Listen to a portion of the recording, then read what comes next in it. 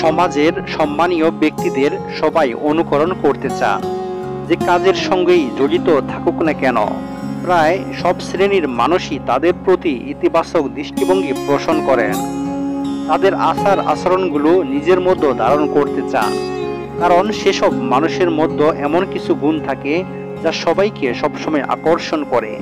এমন সব মানুষের ব্যক্তিত্ব নিজের মধ্যে কিছুটা ধারণ করতে চাইলে নিচের কয়েকটি বিষয় মেনে চলতে পারেন।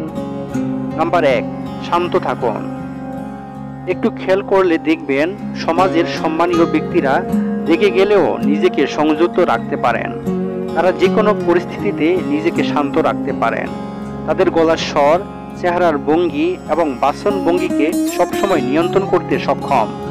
এর ফলে কারো প্রতি তারা রাগান্বিত হয়েছেন কিনা তা কখনোই বোঝা যায় না। নাম্বার 2, অন্যের কথায় মনোযোগ দিয়ে শুনুন। আপনি যখন অন্যকে সম্মান দিবেন তখনই আপনি নিজেও সম্মান পাবেন।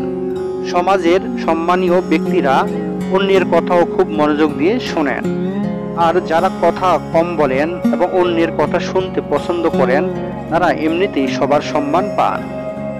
নাম্বার 3, কঠোর পরিশ্রম। আপনি যদি কাজে দক্ষ ও সৎ হন তাহলে মানুষ আপনাকে এমনিতেই শ্রদ্ধা ও সম্মান করবে। আর যদি কাজে দক্ষ না হন তাহলে মানুষ আপনাকে গালমন্দ করবে। আপনার প্রতি নেতিবাচক ধারণা তৈরি হবে। তাই কঠোর পরিশ্রমের মাধ্যমে নিজের সম্মান অর্জন করতে হবে। নাম্বার 4, সহায়তার মনোভাব। অন্যের সম্মান পাওয়ার জন্য আপনার মধ্যে অবশ্যই অন্যকে সাহায্য করার মনোভাব থাকতে হবে। তবে অবশ্যই সেটা লোক দেখানো বা নাটকীয় হওয়া যাবে না। আপনি একসময় বুঝতে পারবেন আশপাশের লোকজন আপনাকে সম্মানের দৃষ্টিতে দেখতে শুরু করবে। নাম্বার 5, ভুল হলে স্বীকার করুন। কিছু মানুষ নিজের ভুল বুঝতে পারার পরও তা স্বীকার করতে চান না। এসব মানুষ খুব দ্রুত নিজের সম্মান হারিয়ে ফেলেন। অন্যের কাছে সম্মান আশা করলে আপনার মাঝেও অবশ্যই নিজের ভুল স্বীকার করার ও তা শুধরে নেওয়ার গুণ থাকতে হবে। নাম্বার 6, আত্মবিশ্বাসী হন। নিজের প্রতি কখনোই বিশ্বাস হারাবেন না। সম্মানিত ব্যক্তিরা অনেক বেশি আত্মবিশ্বাসী হয়ে থাকেন। এমনকি তারা কোনো কাজে ভুল করলে তার জন্য হতাশ না হয়ে খুব আত্মবিশ্বাসের সঙ্গে দ্রুত তার সমাধানও করতে পারেন।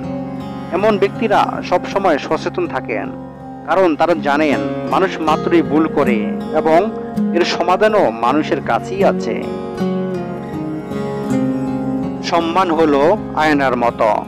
তুমি অন্যকে যত বেশি সম্মান দেবে তার থেকে অনেক বেশি সম্মান তুমি তাদের কাছ থেকে ফিরে পাবে। অন্য মানুষের অনুভূতিকে সম্মান করুন। এটি হয়তো আপনার কাছে কিছুই নাও হতে পারে, তবে এটি তাদের কাছে সবকিছু হতে পারে। আমি আপনার পছন্দ বা অপছন্দ নিয়ে উদ্বিগ্ন নই। আমি শুধু চাই তুমি আমাকে একজন মানুষ হিসাবে সম্মান করো। সম্মান পেতে গেলে আগে সম্মান দিতে জানতে হয়। সম্মান না দিয়ে সম্মান আশা করাটা একটা বোকামির কাজ। যে ভুল স্বীকার করে সে কখনো ছোট হয় না, বরং তার সম্মান আরো বেড়ে যায়। নিজেকে সম্মান করুন, তাহলে অন্যরাও আপনাকে সম্মান করবে। টাকা হারিয়ে গেলে কিছুই হারায় না, তবে সম্মান হারালে সব হারিয়ে যায়। হারিয়ে যাওয়া সবকিছু ফিরে পাওয়া গেলেও হারিয়ে যাওয়া সম্মান কখনো ফিরে পাওয়া যায় না। তাকে কখনো সম্মান করো না যে তোমাকে সম্মান করে না।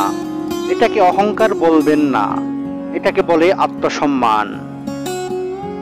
সবসময় এমন মানুষের সাথে থাকার চেষ্টা করো যে তোমাকে সম্মান দেয়, কারণ সম্মান ভালোবাসার থেকেও দামি।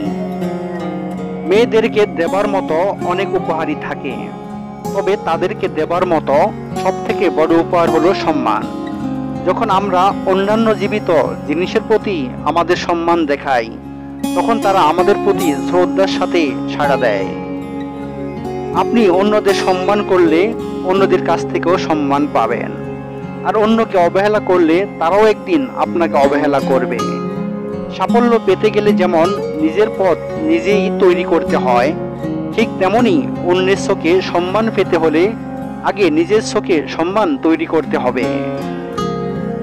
মা এবং স্ত্রী দুজনকে অধিক সম্মান এবং ভালোবাসা দাও, কারণ একজন তোমাকে পৃথিবীতে এনেছে আর অন্যজন তোমার জন্য পৃথিবীর সব আপনজন ছেড়ে তোমার কাছে এসেছে। সুখী জীবনের রহস্য হলো সম্মান, নিজের জন্য সম্মান এবং অন্যদের জন্য সম্মান।